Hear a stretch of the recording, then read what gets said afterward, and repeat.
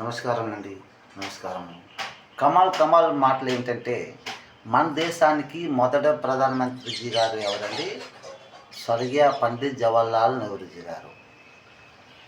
గృహ మంత్రి ఎవరు? గృహ మంత్రి ఎవరండి?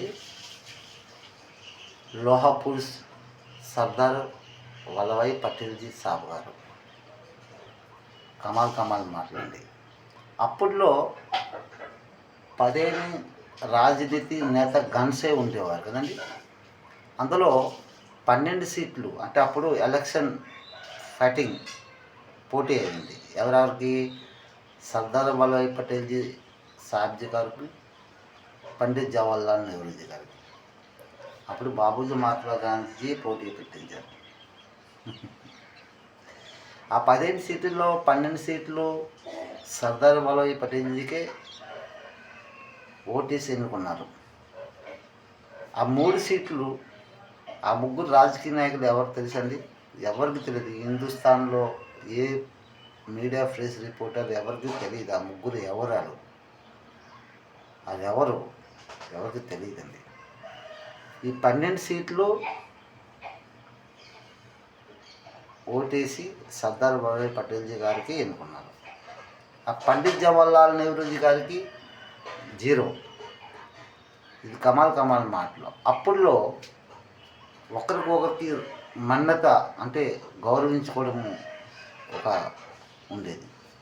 బాబూజీ మహాత్మా గాంధీజీ మాట విని సర్దార్ వల్లభాయ్ పటేల్జీ గారు గౌరవించి,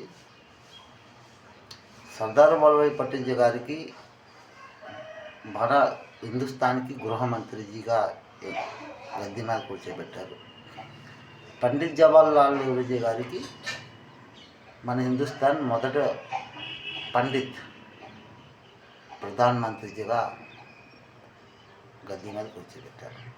ఇది కమాల్ మాట. అంటే అక్కడ మనం అర్థం చేసుకోవాలంటే, బాబూజీ మహాత్మా గాంధీజీ, సర్దార్ వల్లభాయ్ పటేల్జీ, పండిత్ జవహర్లాల్ నెహ్రూజీ గారు, ఇది ముగ్గురు అన్నమాట. శాంతి సేవ అనేది ఒక దర్శనం కనబడుతుంది. అక్కడ 12 సీట్లు అంటే 1 + 2 అది 3. అది శాంతి సేవ రూపంగా దర్శనం పడుతుందండి.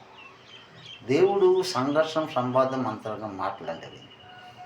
అమ్మ తల్లి అప్పటి నుండి కూడా, అంటే మొదటి నుండి మాట్లాడుతూ మన భారతీయులు మన బిడ్డలతో కూడా మాట్లాడుకుంటూ తీసుకుని వస్తుంది కదండి. కమాల్ మాట. అయితే ఇందిరాగాంధీజీ తర్వాత మళ్ళా అందులో హిందూ, ముస్లిం, సిక్ 4 అన్నదమ్ములు